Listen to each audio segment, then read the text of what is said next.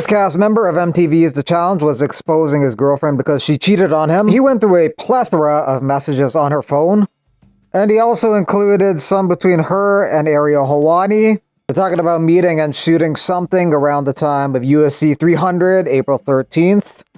So if I come to New York City, will you film with me? Maybe could use one of your guests too. Duh. Where is it going to air? On all of my socials, this will be on my main YouTube segment, more likely. I have other skits I'm shooting too. I was hoping OnlyFans. She also is the ex-wife of Jake Hager, former Bellator fighter, former WWE competitor.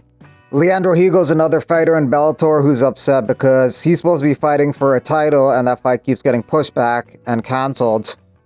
Higo says, "This is very frustrating. We have no clue about when we might be fighting after 2 fight cancellations in a row. Time is the essence of this game. We can't waste our primes on the sidelines. I'm working very hard to take that title. Spending money, sweat and blood. What is going on?" Patricio Pitbull also very upset. "I haven't fought since February. I wanted to fight 3 times this year, but I was told I'd have to wait until December 31st and found out online my opponent would fight someone else. Then they had a replacement. I bring people over, spend more money with the camp, and there's no fight. This merger has been a disaster to the sport of MMA. Meanwhile, we have to see the top brass talking about offering tens of millions of dollars to social media personalities and semi-retired fighters, while cutting 90% of the roster and telling guys making 30 and 30 they're too expensive. How can you become #1 in the world if you don't stage events and don't want to pay fighters? I am very worried about the future of Bellator and MMA in general. I feel very sorry for all the fighters who didn't even get to fight this year or were cut because they just don't make shows or think they're expensive, and all the fighters who were forced to take pay cuts. This is wrong. We need answers. We need the fighters and fans to be respected. This is not a game or just some business. These are people's lives we are talking about. A serious promotion would give fighters the chance to fight at least 3 times a year if they're healthy." After his highlight reel knockout victory over the weekend over Song Kanong, Muslim Salikhov says he'd like to fight Stephen Wonderboy Thompson. "I like this fight because they're both strikers over the age of 40, and they will provide a entertaining stand-up fight." Merab and Umar arguing. "What kind of man are you, Umar? You let your manager speak BS for you?" He's talking about his manager, Ali Abdelaziz. "The man you fear, the mere mention of his name, your body trembles and your heart beats." Oh my God. But yeah, we're kind of in the era of the champions ducking right now. You got Jones ducking Aspinall and you got Merab ducking Umar. Jones says he's currently in negotiations with the UFC for his next fight, and he says he'll more than likely be fighting in 2025. Mauricio Rufy wants to take on Benoit Saint-Denis next. "Qu'est-ce que tu penses? Viens de battre tes prêts, c'est parti." What do you think? Come and fight. Are you ready? Rufy's striking is really good. I don't know how good his takedown D is. I don't know how good his ground game off his back is. His cardio looked a little suspect in his last fight, but the counter argument to that is that he was fighting a guy who might have been like 30 pounds heavier than him on fight nights. Ian Gary training in Thailand a couple weeks out from his fight with Shavkat Rakhmonov at UFC 310. That serves as the co-main event. At age 44, Sanchai gets his 336th victory. There's a beef between Karate Combat and Mike Perry's Diddy Boxing Championship because Dirty Boxing had a Karate Combat fighter on their card, Anvar Boynazarov.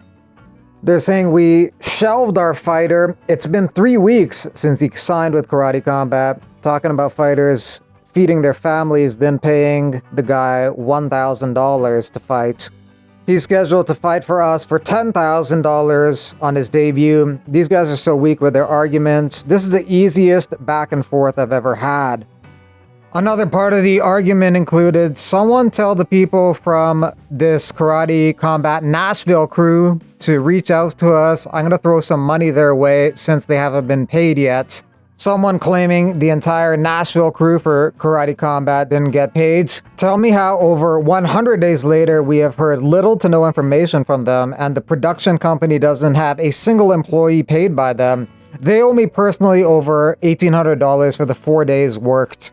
Sam Alvey was a guest at Armored MMA Medieval Fighting Championships.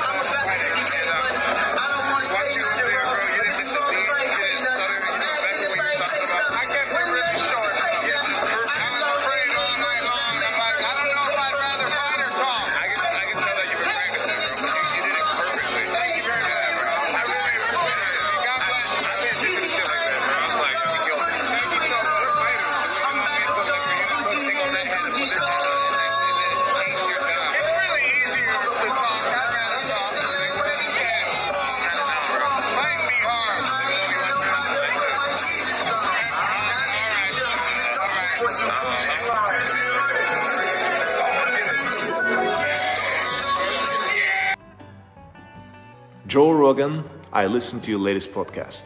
I'm sending you this video to let you know that I disagree. You talk about these American weapons being sent to Ukraine, which you believe will lead to the Third World War. So, let me tell you that you're repeating Russian propaganda. Putin's Russia is in trouble, so they want to scare you and people like you.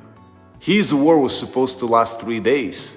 It has lasted 3 years, thanks to the heroism and sacrifice of us Ukrainians. So you're using the only weapon that Putin really intends to use, propaganda. And this weapon really weakens our democracies. Putin's Russia wants to destroy Ukraine quietly. They want America to stay quiet, not great, but quiet. A great America is not an America that abandons countries that defend freedom with their lives. In short, you see, I have quite a few points of difference. If you invite me on your podcast, we could discuss them like free men.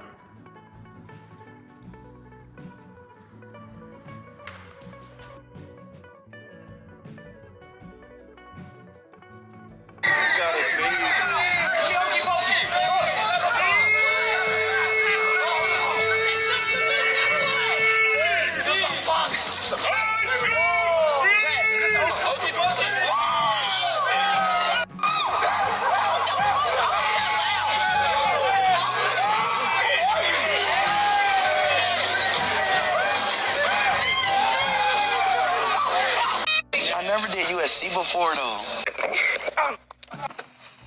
Shama. Shama. Oh, Shama. Shama. Shama. Shama. Oh, Shama. Shama.